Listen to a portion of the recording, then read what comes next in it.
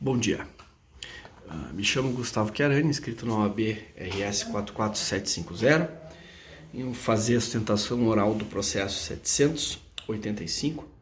785-10-9304, representando ao seu Antônio Boschetti.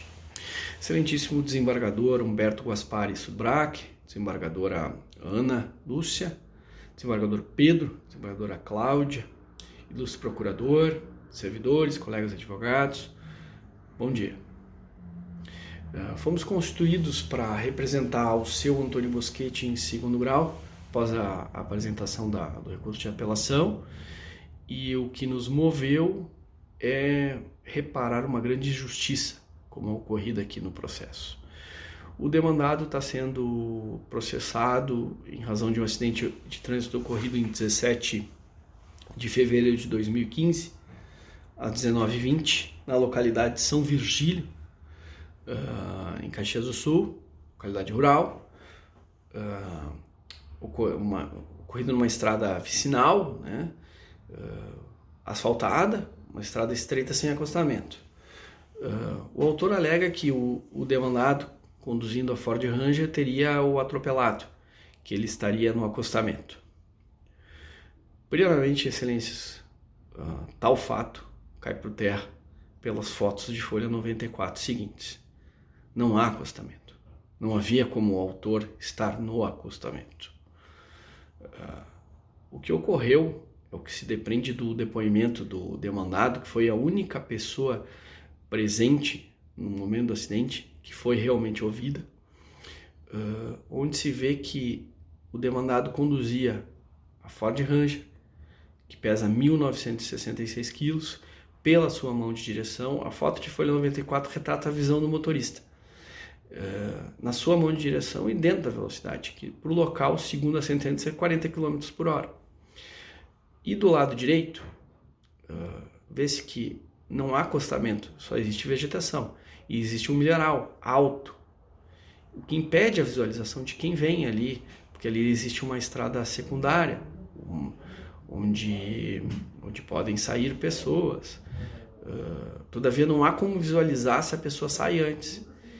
E o que ocorreu aí foi que o autor, até pela sua tenra idade e pela falta de vigilância, transitava com a sua bicicleta e saiu dessa estrada e rompeu na faixa, na pista principal ali, vindo a aparecer na frente do demandado. E o demandado não teve como evitar. Quando viu, ele estava em cima, ele freou. Todavia não conseguiu evitar o acidente. Qual é que foi surpreendido pela ação do autor? Ele não havia o que ele pudesse fazer para evitar o acidente. Retornando, não há acostamento no local. Ele não tinha como estar trafegando na via. A única hipótese é ele ter saído de alguma entrada, porque não tem como trafegar com uma bicicleta ali. Não tem como andar.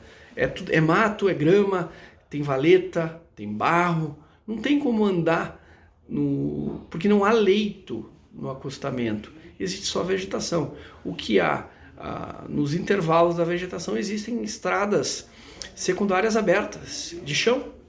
E foi o que ocorreu. O autor saiu de uma estrada dessas e se deparou com o demandado.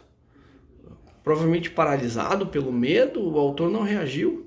E o demandado não teve como evitar, porque ele surgiu na sua frente, de inopino, em que pese, como assevera na sentença, o local ser uma reta, é uma reta, todavia existe uma vegetação no local. O demandado não tinha como ver. E outra, quem vem para essa estrada não pode entrar na via, tem que aguardar. Então, mesmo que o demandado tivesse visto, o autor nunca poderia ter acessado a via. Quem praticou um ato ilícito aqui foi o autor. O autor entrou na via. Não houve, o demandado não invadiu o acostamento, porque não existe acostamento. O autor entrou à frente do demandado e acabou causando um acidente. E é essa premissa que foi esquecida na sentença, esses indícios que não foram analisados. As fotos do local não foram analisadas. A doutora juíza da Sexta Civil, provavelmente motivada pelas consequências do acidente, que, diga-se de passagem, ocorreu por culpa exclusiva do autor, que além de ter provocado o acidente, estava sem capacete. Se o autor estivesse de capacete, ele não teria tido as sequelas que teve no momento do acidente, porque depois ele não teve mais essas sequelas, mas isso será abordado posteriormente. Retornando à questão central, a questão da culpa, a única pessoa presente no acidente ouvida foi o demandado, e o demandado aduziu a verdade, falou a verdade em sede policial, onde disse que trafegava na sua via de direção, conduzindo seu veículo a 25, 30 km por hora, dentro da velocidade. Até porque não tinha pressa. Ele não tinha nenhum motivo que pudesse ensejar uma pressa aí. E foi surpreendido pelo autor. A alegação do autor de que estava no acostamento não é verdadeira. E foi criada pelo seu procurador, até porque o autor nunca foi ouvido em sede policial, em sede judicial. O autor nunca disse como ele viu o acidente, né? O autor não é cadeirante, o autor não ficou com tetraplegia, não ficou com prejuízo nesse sentido. No momento do acidente houve, só que depois ele se recuperou, tanto que hoje ele estuda, tem uma vida normal, né? E ali o que ocorreu? Ele foi imprudente, ele não observou a cautela ao ingressar na via principal e causou acidente. E assim, essa alegação de excesso de velocidade que foi utilizada na sentença não socorre o autor, porque não houve excesso de velocidade, a freada medida foi de 10 metros. Ora, a Ford Ranger tem 1.966 quilos de massa. Deparando-se com uma bicicleta à sua frente, imediatamente o autor acionou os freios, só que foi tarde, não havia o que fazer, porque houve uma invasão de pista da parte do autor. O autor adentrou na pista do requerido. O acidente ocorreu dentro da mão de direção do requerido. Ele entrou na frente. A diferença de velocidade, vamos dizer assim, considerando que o autor tivesse 25, 30 km por hora, a bicicleta não chega a 5 km por hora. Então, não haveria tempo para que o demandado evitasse o acidente. Ele não teria o que fazer. Isso qualquer pessoa pode passar, está trafegando na sua via, alguém sai de uma entradinha e vem e bate. Não tem o que fazer. Não há tempo de reação hábil, mesmo estando dentro da velocidade. Se o autor estivesse à frente do demandado, ele teria como. O acidente não teria ocorrido. Só que não foi o que ocorreu. Tanto que ele alega que estava no acostamento. Ora, não há acostamento. O acidente não tem como ter ocorrido da forma narrada na inicial. Em que pese não ter havido aqui uma perícia da dinâmica do acidente, o que este procurador entende como equivocado, até para a questão de solver a justiça, é impossível que o demandado estivesse em velocidade superior à permitida no local de 40 km por hora, tendo apresentado uma frenagem de 10 metros, conduzindo um veículo de quase 2 toneladas. Então, excelência, a culpa pelo acidente aqui foi do autor. Rememore-se, o autor entrou na via do demandado. O autor foi imprudente. O autor não usava capacete. O autor não tinha nenhum equipamento de segurança. O acidente ocorreu às 19h20 no horário de verão. Neste horário, nessa época do ano, a visibilidade ela é diminuída porque estamos no horário que chamávamos de lusco-fusco, onde estaria anoitecendo. Ainda não é noite, mas também não é mais dia. E isso prejudica muito a visibilidade. Mas mesmo assim, O demandado saiu de uma via secundária, o demandado não, desculpe-me, o autor saiu de uma via secundária e entrou na pista e colidiu com o demandado. Essa é a verdade. E essa é que tem que prevalecer para se fazer justiça nesse caso.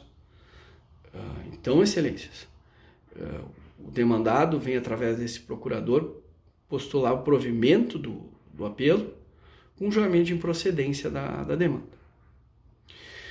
Alternativamente, requer no mínimo a culpa concorrente e com a fixação do percentual por vossas excelências no que o demandado entende que se teve alguma parcela de culpa, essa foi mínima. A culpa exclusiva e crucial para a ocorrência do acidente foi do autor. Passando à questão dos danos, a sentença condenou o demandado ao pagamento de R$150 mil de dano moral, 50 mil de danos estéticos e pensão vitalícia em razão da incapacidade do autor, entendendo que este teria restado acamado e não conseguia nem sentar. Ocorre que, excelência, essa é a realidade do ajuizamento do processo. Hoje isso não procede. Que pese não ter havido a perícia médica, o que este procurador entende como um equívoco, até porque o destinatário das provas é o juiz, para determinar a incapacidade, somente uma perícia médica.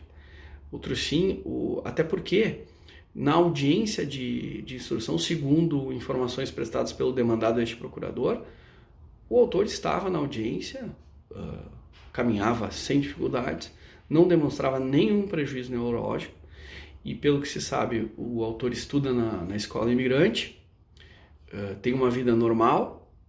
Então, as consequências do acidente não são as retratadas na sentença. A juíza diz que ele não conseguia nem sentar, que ele só ficava deitado, que ele estava totalmente inválido.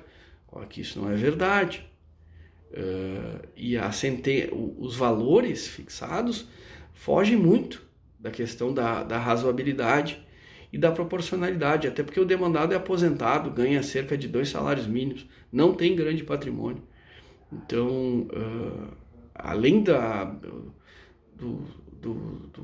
dos valores serem desarrazoados, eles são desproporcionais à condição econômica das partes.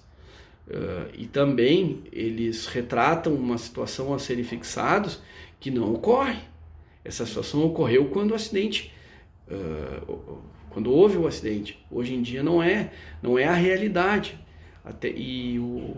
Através dessa sustentação oral, o demandado vem requerer, inclusive, a nulidade do processo em razão da ausência da prova médica, porque é flagrante que há aqui uma injustiça ao considerarmos que o autor está inválido, portador de tetraplegia e que não consegue nem ficar sentado, quando a realidade é diferente. E isso foi presenciado pela própria juíza, que presidiu a audiência de instrução, pois o autor estava presente e ficou a audiência inteira em pé. Não prestou depoimento, mas falava normalmente, não havia nenhum prejuízo. Então, excelências, vem alternativamente requerer, além da questão da nulidade, pela ausência da prova médica, vem requerer a reforma da sentença para minorar os danos fixados, que foram muito além do dano causado e além da condição econômica das partes, tanto no dano moral como no dano estético não demonstrado nos autos. Não foi retratada a situação atual do autor, em que pese a magistrada ter visto o autor na audiência. E também a questão da pensão, porque a pensão foi fixada de forma vitalícia e ele foi considerado inválido, só que não é verdade. E por fim também requer a reforma para rever, como o Tribunal de Justiça vem revendo, os índices de correção, em especial o IGPM, o qual está fora da realidade. Muito obrigado, bom dia e uma boa sorte para todos. Um grande abraço.